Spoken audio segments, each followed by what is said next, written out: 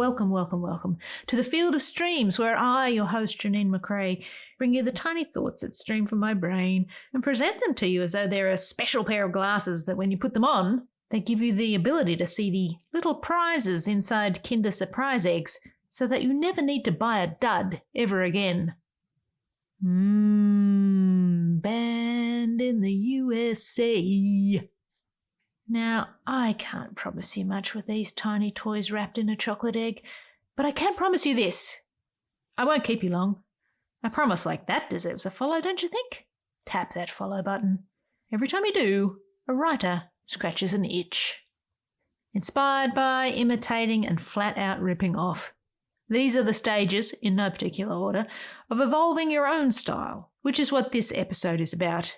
But in order to make it to that version of fully evolved artistic you, you've got to wade through a whole lot of funky swamp. You've got to make some pretty rank shit that's straight up not your voice, but your voice is somewhere in there. It's on its way. It's coming. You've just got to keep, teasing that little splinter out of the wound. Along the way, as you're progressing and working on your voice, you'll find you'll be imitating those who inspire you. Or as I said a minute ago, you'll just rip them off completely.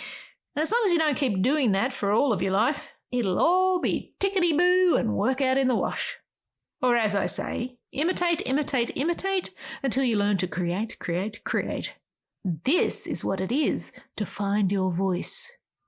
But for now, I invite you to sit back, relax, and listen to my voice as I read to you this episode of Field of Streams called Raise Your Voice Right. Steal scraps from expert tables. You see their words. Feel the thunderous weight of them at the edge of your vision. Observe their beauty, their deft hand, and their easy and distinct rhythm as they flow across the page of this, your favourite book. Words that move you, stun you, and flat out enchant the pants off you. Absorbing them into your tapestry is a crafty lesson in pulling at threads. How did they... Imagine to have knit this sequence of colourful words and textures together, weaving a world of warmth and comfort and startling surprise.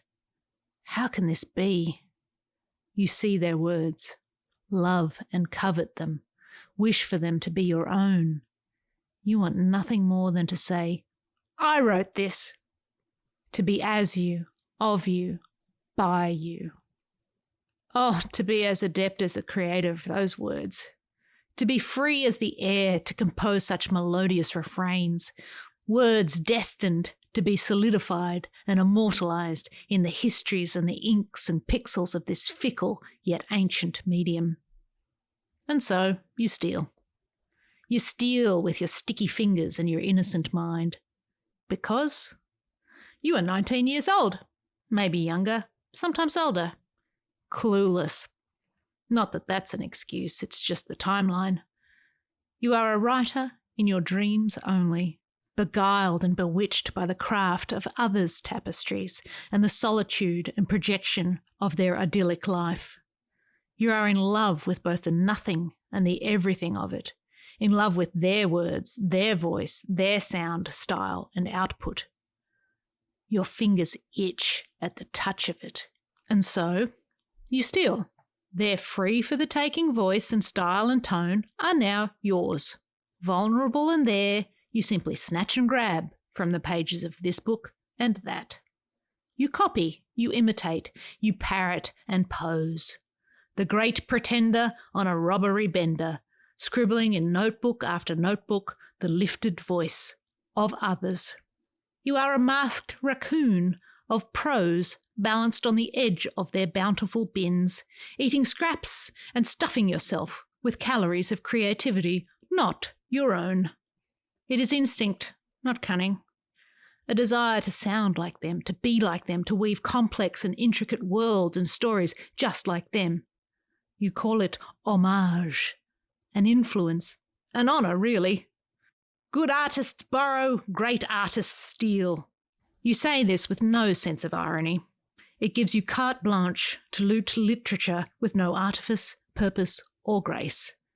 You simply shake the lockpicks and crowbars from your go-bag, jimmy open the windows of their toil and labour, and filch the whole damn lot. Once pilfered, you know of no way to fence it. Your crime is one of opportunity, not laundry, and so you steal. Fox in the penthouse, burglar at the bookshelf, you feel the tickle of their rich yolks dribbling down your chin. A little of you to smudge out a little of them, revealing nothing but the faint imprint of your idol's influence, the combination of your heart and heat and tremors. The key to your voice vault is still being cracked. You will write something worth stealing. Eventually.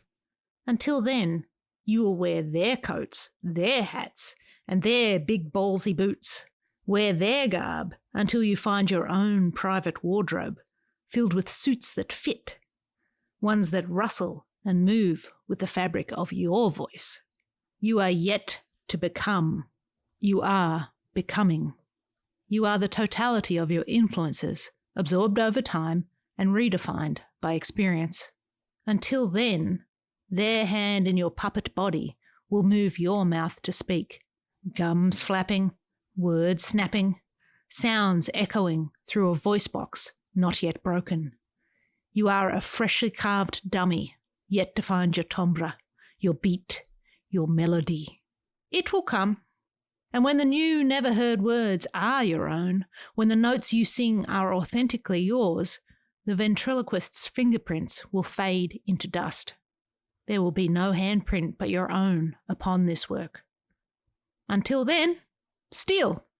Your voice trembles and cracks and goes sharp and flat and is tuned by all that you read and witness and absorb, the voices of others, a cocktail in your head shaken and stirred with your thieving hands in your thief's lair, ring out, surrounded by your notebooks, your memories, and your pirate's booty. You must gorge yourself on the bread of other bakers and find your taste in the crumbs. Steal. Be a thief, a tone thief, a lifter of noise. Be more or less them. More, and then, over time, less. Imitate the mannerisms, the gait, the flow. Learn the makings of, the craft of crafting, and how to sit at the wheel and throw your own pots. Do this through theft. Not plagiarism. Style theft, voice theft, tone theft. Imitation. Years of straight-up, broad daylight call-the-cops crimes against mundanity. Then go straight. Find your own racket, stop stealing, and start inventing. Face it, we're all criminal understudies, plotting the demise of our leads while stuffing their priceless diamonds in our velvet memory pouches, raising our voices on the scraps of influence, learning to speak for ourselves, by ourselves, of ourselves. No longer a wannabe, a wanna is. All raccoons wish to be wolves, wish to tear off their masks and maraud on the prairies of success. All raccoons dream of howling at the moon. But for now, the mask, the furtive looks, the crimes. For now, the raccoon stealing bread. And there you have it, today's episode. I hope you'll come back for more. These missives are designed to inspire creative folk to get out there and make something of their own. If you enjoyed this episode, please follow the podcast so that you never miss one. Sign up to read my writing at janinemccrae.substack.com. And for now, I'll leave you with this.